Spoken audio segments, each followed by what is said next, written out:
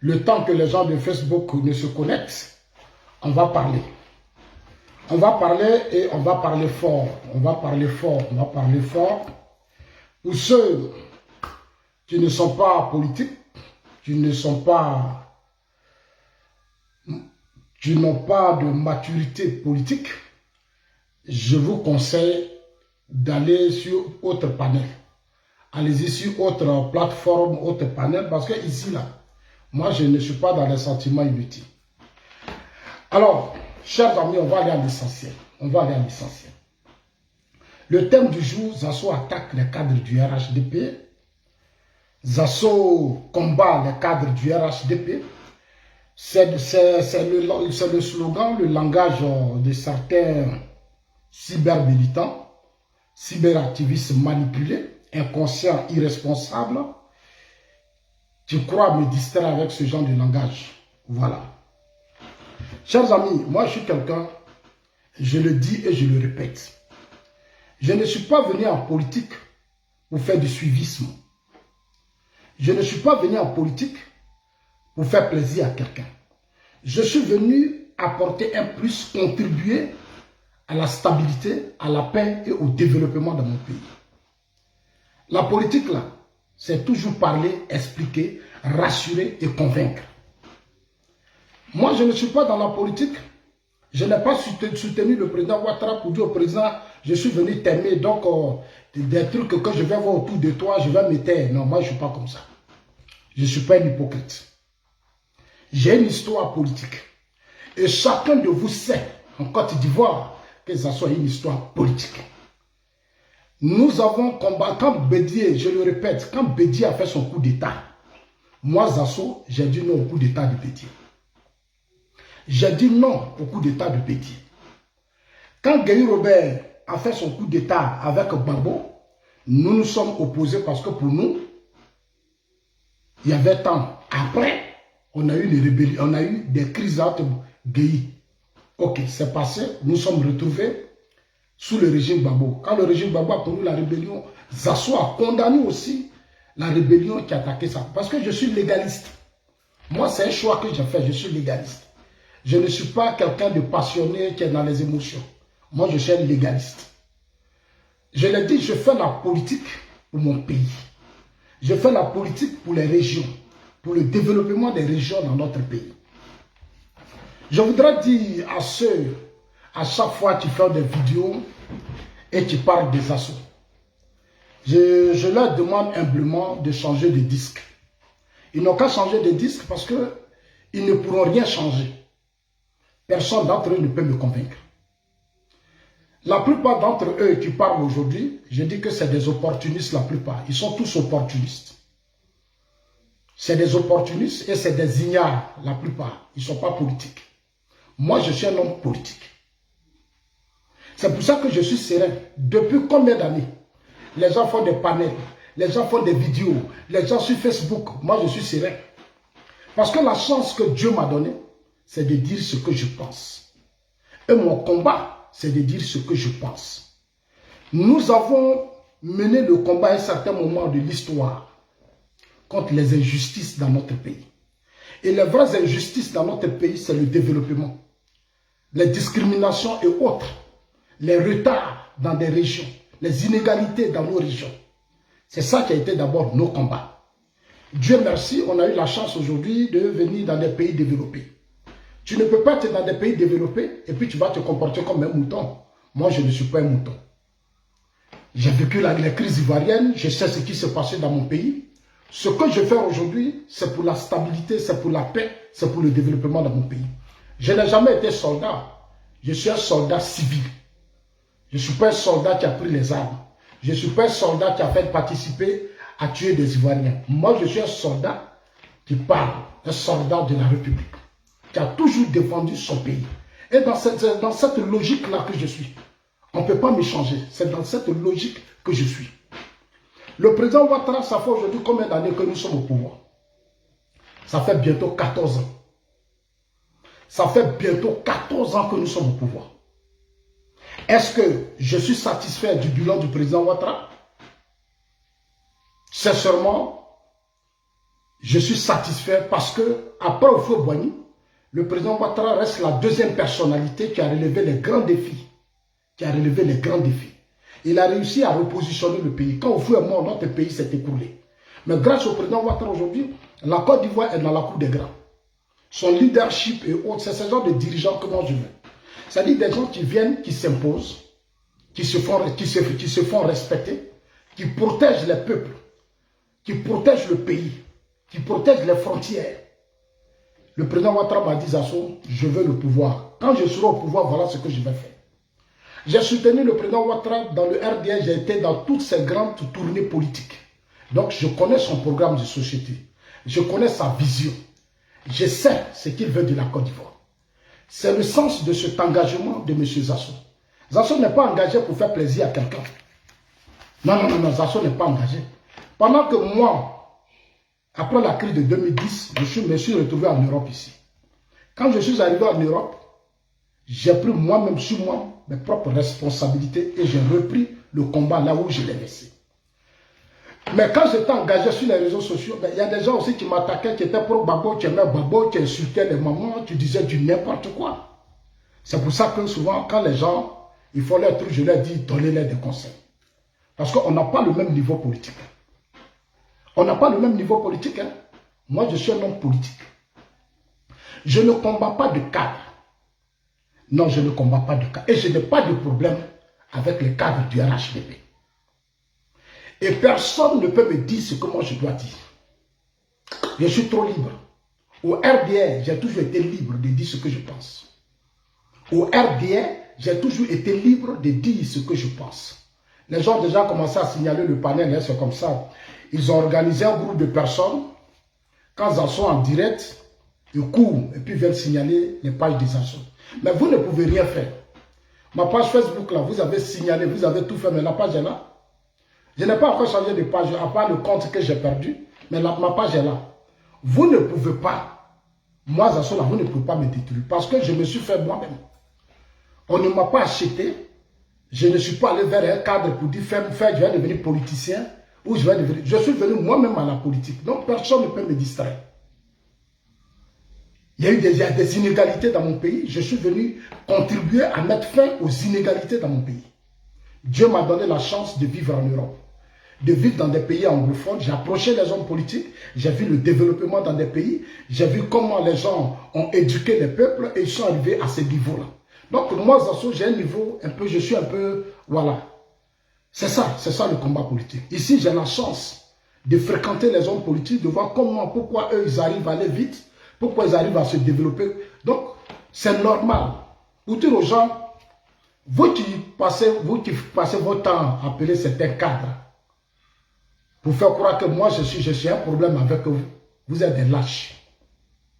Vous êtes des lâches, vous ne valez rien, vous êtes nuls. Parce que la plupart de ces cadres-là, j'ai fait RDA avec eux. J'ai fait le RDA avec eux. Je sais comment toutes nos activités politiques étaient financées. Nos activités politiques étaient financées parce qu'on avait des cadres qui aimaient vraiment le président Ouattara, qui étaient dans la vision du président Ouattara, qui étaient prêts à donner leur vie pour le président Ouattara. Paix à son âme, je vais parler d'Ahmed Bakayoko. Je vais parler d'Amadou Gon Coulibaly. Ces cadres-là, je parle d'eux parce qu'eux, ils étaient sincères. Ils étaient sincères. Ils ont été auprès du président Ouattara. Ils savaient véritablement ce que le président Ouattara voulait. Donc, eux, ils se donnent à fond pour amener le président Ouattara à réaliser sa vision, à matérialiser sa vision politique. Ça fait aujourd'hui 14 ans. Il y a les cadres comme les ministres Montano. Ils ont mené la lutte du RDR. Ils ont mené la lutte du RDR. Donc, ils comprennent facilement les difficultés des militants. Aujourd'hui, là, ça fait 14 ans de pouvoir. Est-ce que vous pouvez me donner la situation de nos militants? Est-ce qu'aujourd'hui, on peut me faire le point de nos militants, c'est-à-dire l'insertion, l'intégration des militants au plan national et dans la diplomatie? Est-ce qu'on peut me faire le point? C'est-à-dire aujourd'hui dans la diaspora. Dans la diaspora, là, il y a des gens qui ont mené la lutte pour le parti. Ils sont à quel niveau aujourd'hui? À l'intérieur de la Côte d'Ivoire, allez-y dans toutes les villes et régions de la Côte d'Ivoire. Vous allez voir que c'est un gros cas, c'est un désespoir. Nombreux de nos maires et présidents de conseils régionaux n'ont pas travaillé. Quand vous parlez de cherté de la vie, c'est parce que vos cadres n'ont pas travaillé. C'est parce que nombreux de vos cadres n'ont pas travaillé. Nombreux n'ont pas travaillé. Moi, mon combat, c'est de les interpeller. Mon combat, c'est de leur dire que ça là n'a pas marché, ça là n'a pas marché. C'est le rôle des militants dans un parti politique. Les militants là, ce n'est pas pour dire on aime Ouattara. Ce n'est pas pour dire non, non. Vous êtes tous des cadres. À un certain moment donné, quand vous contribuez à vous battre pour la stabilité, la paix, dans un système, vous êtes des cadres. Ce n'est pas qu'on nomme des gens qu'on dit sont cadres, non. Ce n'est pas qu'on nomme quelqu'un ministre, ce n'est pas ça qu'on appelle cadre. Étudiez bien l'histoire des cadres dans les partis politiques dans le monde. Quand tu es militant, même si tu es maçon, tu es menuisier, et que tu contribues à mener ce parti à être fort, tu es un cadre. Quand tu paies tes cotisations, tu participes à faire de trucs, mais tu es un cadre. C'est un cadre. Les gens pensent que le cadre, c'est celui qu'on a nommé qui a l'argent. Comme on a nommé, il a l'argent, il peut agir sur leur vie, il peut impacter sur leur vie, ou bien il peut peut-être menacer leur vie, automatiquement il se met dans une position, ça devient de la mendicité. Vous n'êtes plus des mendiants, vous n'êtes plus des militants. Moi je connais des gens, quand ils sont devant les cadres, ils ne posent pas les vrais problèmes, même les problèmes de leurs amis. Tout ce qu'ils savent, c'est de faire les papatoyas, manipuler et autres. Ce n'est pas de la lutte. Aujourd'hui là, on n'a qu'à faire le bilan de la lutte du président Ouattara. Le président Ouattara, là, il a lancé de grands chantiers. Et ça, je salue ça. Mais au plan social, il y a beaucoup de choses qui n'ont pas marché. Pourquoi? Parce que de nombreux cadres ne sont pas dans la vision du président Ouattara. Parce que de nombreux cadres n'ont pas travaillé. Moi, j'ai parcouru la Côte d'Ivoire. Je suis allé dans des régions. Et vous-même, vous avez vu les vidéos. Je suis allé dans des régions de la Côte d'Ivoire où j'ai fait des vidéos. Des villes de la Côte d'Ivoire qui sont sales.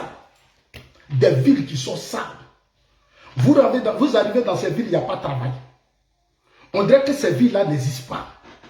Mais c'est normal que ça soit interpellé les cadres. Moi, je ne suis pas venu ici pour qu'un cadre même ou pour un meilleur cadre. Non, on est dans une organisation où nous sommes venus nous battre pour faire ce que Babo n'a pas fait. Pour faire ce que Bédié n'a pas fait. Parce que quand on était dans l'opposition, on a critiqué. Quand on était dans l'opposition, on a dénoncé. Quand on était dans l'opposition, on a dit ceci, on a dit cela. Maintenant, nous savons l'appareil de l'État. C'est nous qui sommes au pouvoir. Nous avons la bâtie. Nous ne sommes plus là pour nous justifier. Nous ne sommes plus là pour dire non, c'est la faute de lui là. Non, nous avons l'appareil. Ça fait 14 ans. 14 ans bien comptés. Bientôt, ce sont les élections présidentielles. Bientôt, dans 14 mois, nous allons retourner devant le peuple pour encore demander un autre mandat. Ça serait un débat.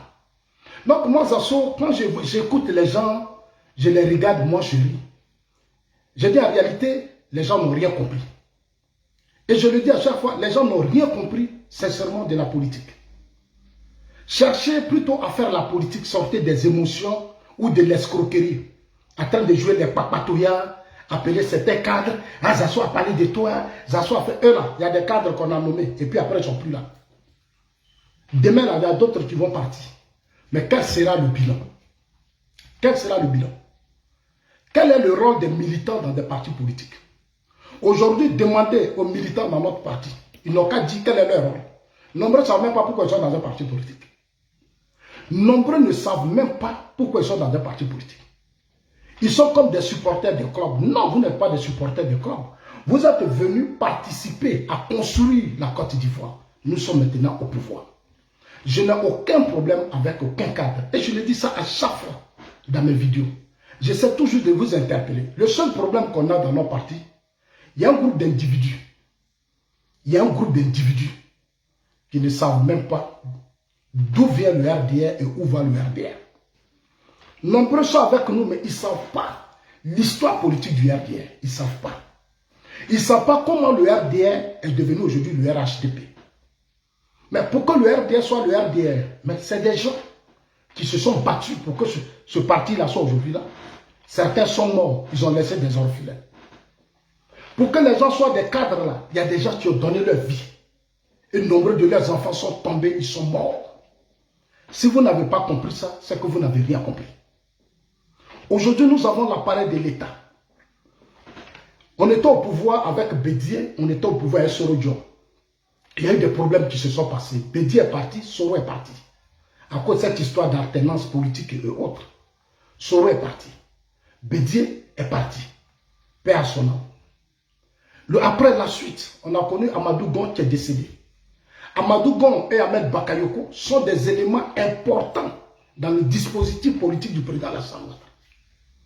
Ce sont des éléments très importants depuis le RDR. Parce que eux, l'Amadou Gon et Ahmed que vous voyez, ce sont des hommes qui ont un poids dans le système. Ahmed Bakayoko, là, sur le terrain, je le dis, Ahmed seul peut faire peut-être 20 à 25%. Parce qu'Ahmed, c'est un grand mobilisateur.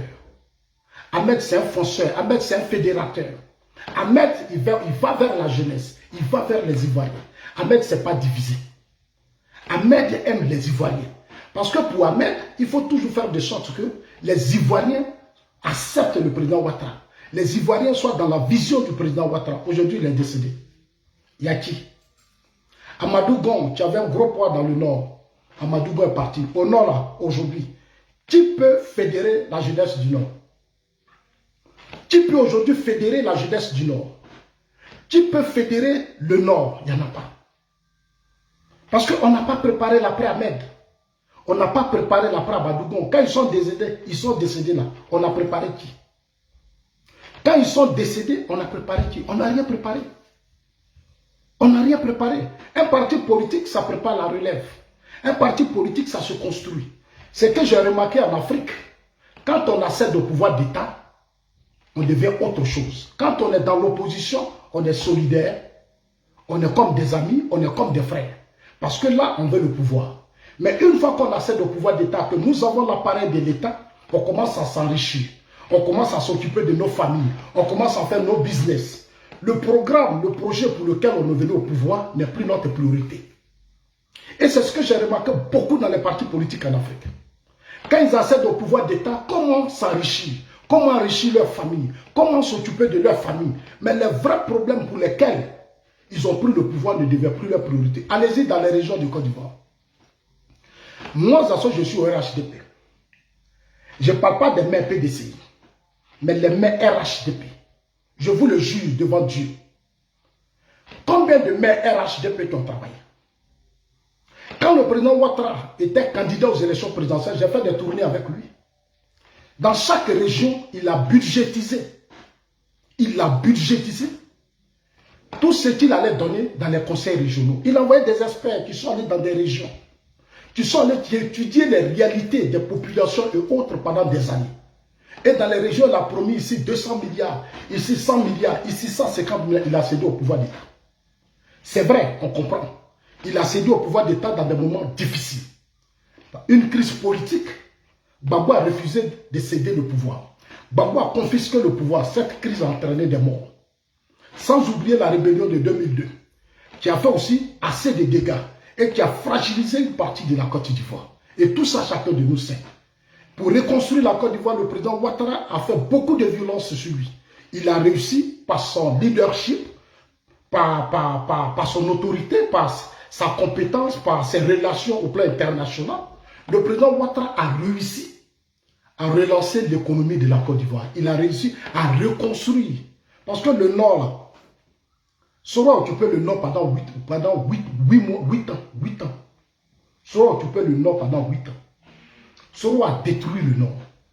Il n'y avait plus rien. Il faut reconstruire le Nord. Ça coûtait cher. Il faut reconstruire le Nord. Après, il faut reconstruire le Sud, où la crise a impacté sur beaucoup de choses. Il faut reconstruire ces régions. Le président Ouattara a investi beaucoup d'argent. Il a fait confiance à des gens qui ont commencé à voler, qui ont détourné, qui ont pillé. Moi, j'ai salué le départ de Pro Soro et son Pro Bédier. Parce que beaucoup ne faisaient plus ce que le président Ouattara leur demandait.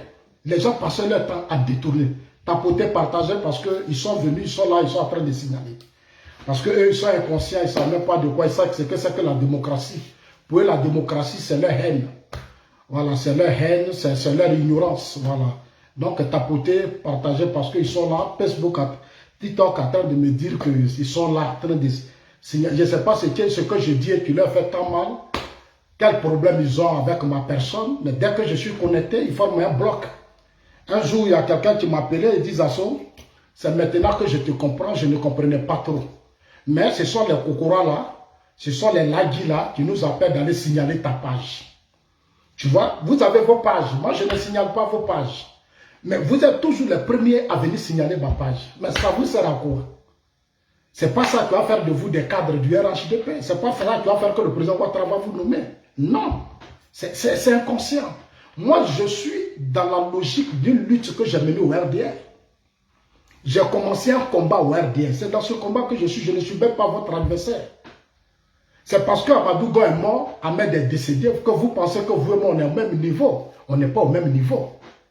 C'est parce que Amadou Go est décédé, Ahmed est décédé. Le système a changé. C'est de nouvelles personnes qui contrôlent aujourd'hui le système. Ils ont leur clan, ils ont leur réseau. Moi, je respecte cela. Mais ça ne peut pas m'empêcher de dire ce que je pense. Ça ne peut pas m'empêcher de dire mes vérités. Ça, ne vous fatiguez pas. Je dirai mes vérités. Parce que j'ai été au RDR. Je connais le programme, la vision du président Ouattara. J'ai son programme de société, là, je sais. Chers amis, le président de la République s'est investi. Aujourd'hui, regardez quand Sore Bédié sont partis. Regardez les chantiers qui ont été lancés. En 2020, nous avons connu une désobéissance civile. Ça veut dire la déstabilisation de son régime. Moi, j'étais en Côte d'Ivoire. De tous ceux qui me combattent, qui font des panels à la con, ces idiots-là qui font des panels, un d'entre eux n'a qu'à me dire qui était à Abidjan en 2020. Quand la crise était là, qui était à Abidjan? C'est moi, Zasso, seul qui était à Abidjan. Je suis le seul d'entre vous qui va à Abidjan soit 5 fois, 6 fois même par mois. Je paie des billets d'avion et puis je vais à Abidjan. Parce que je suis dans la peau d'un leader qui est le président Alassane Ouattara. C'est lui que moi je suis en train d'accompagner. Ce qui est arrivé à Babo là, je ne veux pas que ça arrive au président Ouattara. Ce qui est arrivé à Babo là, je ne veux pas que ça arrive au président Ouattara. Aujourd'hui, regardez où on va. En 2020, j'ai pris des positions. Les gens ne m'ont pas écouté. Les gens ne m'ont pas écouté. Quand j'ai donné ma position sur la candidature d'Amadou Gon, je n'ai pas été écouté. Mais à la fin, Dieu m'a donné raison. Ahmed Bakayoko, il y a eu des guéguerres. Mais j'ai donné ma position. Mais aujourd'hui, Dieu a fait le président Ouattara là. Aujourd'hui, là, mon combat, c'est de toujours amener le président Ouattara et vos cadres à mettre fin au conflit de personnes au sein du parti. Vous le voulez, vous ne voulez pas. Aujourd'hui, quand nous on était au RDR, c'était la discipline, c'était la fraternité, c'était l'unité. On était une famille. Mais aujourd'hui, on était une famille parce que le président Ouattara avait le contrôle du parti. Il avait la main sur le parti. Il savait discipliner les gens. Il n'y avait pas de différence entre nous. Mais aujourd'hui, je vous dis là, le parti est contrôlé par un groupe de personnes qui divisent, qui ont créé des clans, qui ont créé des fractions, qui sont dans le népotisme et dans un tribalisme qui ne dit pas son nom. Ils ne veulent pas, mais c'est la vérité. Un tribalisme qui ne dit pas son nom. Mais c'est une vérité. C'est une vérité. Je n'ai rien à cacher. Aujourd'hui, vous regardez la structure du parti. Mais c'est une communauté, c'est un groupe qui a plus de contrôle, qui ont comment on appelle ça, les secteurs clés du système, ceux qui contrôlent. Mais les interpeller ne veut pas dire que je suis contre eux. Les interpeller ne veut pas dire que je suis contre eux. Parce que ça, je l'ai dit à Babougon. Il y a des choses, il y a un certain moment, quand j'ai remarqué, je suis allé, quand j'ai raconté, j'ai dit à grand frère, mais il y a des choses, il faut changer. Il y a des choses, il faut changer. Pourquoi quand j'interpelle nos cadres, certains de mes frères du Nord pensent que Zasso est tribaliste, pensent que Zasso est xénophobe. Je ne suis pas tribaliste, je ne suis pas xénophobe. Ce qu'on s'est dit au RDL, c'est ce que moi je fais. Au RDL, on a dit quand on sera au pouvoir, il n'y aura plus de discrimination, il n'y aura plus d'injustice, il n'y aura plus de tribalisme, il n'y aura plus de xénophobie. Nous avons lutté contre l'ivoirité. Nous avons lutté contre l'ivoirité. Nous avons dénoncé l'ivoirité. Nous avons dénoncé même le système de Laurent Gbagbo. Donc moi, je suis dans une logique de mon système. Je veux dire aux gens, ils n'ont qu'à vraiment se calmer. Ils n'ont qu'à vraiment se calmer parce que moi, on n'est pas au même niveau. On n'est pas au même niveau. Il y a des réalités aujourd'hui dans mon parti que je dénonce. C'est mon droit. De la même manière que vous avez le droit de faire vos vidéos, de dire ce que vous pensez, mais concédez-moi mon droit. C'est normal que je dise ce que je pense. On ne peut pas m'enlever. Moi, j'ai mené le combat du RDR. Les derniers moments là, j'ai mené le combat. Donc, je suis là et je suis tout ce que le président Ouattara fait du près. Je suis là pour interpeller. Je vous ai dit, pendant la désobéissance civile, j'étais en Côte d'Ivoire. Quand on a barré les routes, on a fait ceci, j'ai pris ma voiture avec mon frère Alpha Yaya. Avec mon frère Alpha Yaya, on était partout. La nuit, on était partout. Nous, c'est parce qu'on aime notre leader et on est convaincu de la Côte d'Ivoire, on aime notre pays. Nous ne sommes pas des lâches. Nous ne sommes pas des malhonnêtes. Non. Nous sommes des gens très honnêtes. Enfin, il y a eu des problèmes avec lui parce que, à un certain moment donné, les gens n'ont pas écouté le fait que le président Ouattara ne voulait pas d'indépendant. Mais c'est un monsieur, il est courageux, il est très intelligent. Alpha Yaya, c'est quelqu'un de très mobilisateur parce que je l'ai vu. Comment il a réussi à fédérer aussi beaucoup. Aujourd'hui, notre combat, c'est de fédérer les gens. Chers amis, regardez aujourd'hui, ceux qui disent que je suis tribaliste, je voudrais leur donner une réponse claire. Moi, je suis bêté. Je suis fils d'un ancien, c'est-à-dire mon grand-père qui est décédé là, c'était chef du village. C'était chef du village. Dans nos villages là, il y a tout le monde dedans. Il y a tout le monde. Il y a tout le monde. Même les Djoula sont chez nous. Ils ont même des quartiers chez nous. Donc je ne suis pas un tribaliste. On a grandi avec les petits Djoula, on a fait beaucoup de choses. On a grandi avec les Atiers, les Agnis, les Koyaka, partout. Nous, on n'a pas de problème. On n'a pas de problème. Vous arrivez chez moi à Gagnois. Gagnois que vous voyez là, je vais vous dire la vérité que vous ne savez pas. Au temps de Félix Houphouët-Boigny, Gagnois avait un seul poste de député.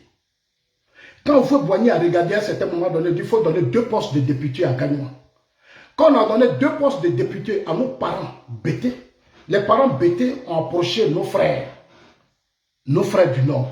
Il leur a dit, ah, nous on est bêtés. Houphouët nous a donné 2e poste, nous on vous donne un poste. On est un peuple là, on s'est partagé. Donc moi, ma conception des choses, c'est un peu différent. Nous, on s'est partagé. Vous arrivez chez moi à Gagnois, il y a tout le monde. Prenez le conseil municipal de Gagnois. À Gagnois, là, les fils du Nord ou les Djoula sont maires. Ils sont dans le conseil municipal. Nous, on partage tout, on n'a pas de problème. Moi, je suis allé dans le Nord. Je vais dire à mes frères du Nord. Je suis allé dans le Nord. La plupart de tous les conseils, je dis bien tous les conseils municipaux, les conseils régionaux, vous ne verrez même pas un autre fils d'une autre région de la Côte d'Ivoire. Tous les conseils municipaux, régionaux, vous ne verrez même pas des fils des autres régions de la Côte d'Ivoire. Ça n'existe pas. Écoutez-moi très bien, hein, tapoter puis partager. Ça n'existe pas. Vous arrivez au nord, tous les conseils municipaux et régionaux, le conseil municipal, que ce soit régional, est composé des fils du nord, rien que les fils du nord. Donc vous n'avez pas de leçon de tribalisme à m'enseigner. Leçon de tribalisme, là, vous n'avez pas à m'enseigner. Nous sommes au pouvoir. C'est nous qui avons l'appareil de l'État. Si sur les autres régimes politiques, ça n'a pas marché, mais c'est à nous de changer les choses. C'est à nous d'apporter un plus et de corriger ces erreurs. Moi, je suis allé dans le Nord, j'ai dit à certains cadres, j'ai dit, mais il y a des choses que je ne comprends pas. Comment se fait que dans le conseil municipal, il n'y a que seulement que les fils du Nord? Ce n'est pas normal. Alors que dans ces villes, il y a les Bétés, il y a les Atiers, il y a les abeilles, il y a les Ébriers, il y a tout le monde. Il y a les Atiers, il y a tout le monde. Il y a tout le monde, il y a les Agnis. Ce sont des fonctionnaires qui travaillent dans ces villes. Ils sont dans les partis politiques de ces régions. Mais on n'arrive même pas à les insérer dans les partis politiques. On n'arrive même pas à les intégrer. Beaucoup m'ont approché. Ils m'ont dit, Zasso, on est dans le parti. Mais quand les gens font leur conseil municipal, on n'est pas dedans. Quand ils font leur conseil municipal, on n'est pas dedans. Pourquoi? J'ai dit ça à mes grands frères, je ne vais pas citer de nom, mais je leur ai dit. J'ai dit, mais je fais même souvent des réunions, à des réunions politiques. Vous arrivez, ce sont seulement que les frères du Nord. Souvent, même, ils font 2 réunions. Ils font une réunion avec eux et ils font une réunion avec les autres groupes ethniques. J'ai dit, c'est pas normal. J'ai dit, tu sais, c'est une conception que j'ai depuis le Premier ministre Amadougon et Ahmed. C'est des choses que nous avons discutées. Même à Montano, demandez-lui, c'est des choses que nous avons discutées au RDR. Nous nous sommes battus pour que ces trucs-là changent. Moi, c'est mon combat. Je mets quiconque au défi. Allez-y au nord. Prenez les grandes villes du nord, avant que là-bas, il y a des intellectuels. La plupart de ces cadres-là sont des intellectuels. Mais est-ce que dans les conseils municipaux et régionaux, est-ce qu'il y a les autres groupes ethniques qui sont dans le conseil municipal? Je ne demande pas qu'on fasse de ces gens-là des maires, mais quand même, il peut être premier maire adjoint, il peut être deuxième maire adjoint, il peut occuper des fonctions importantes dans le conseil municipal. Mais quand ils font leur conseil municipal, ils mettent que seulement que leurs frères. Mais c'est ça qu'on appelle le tribalisme.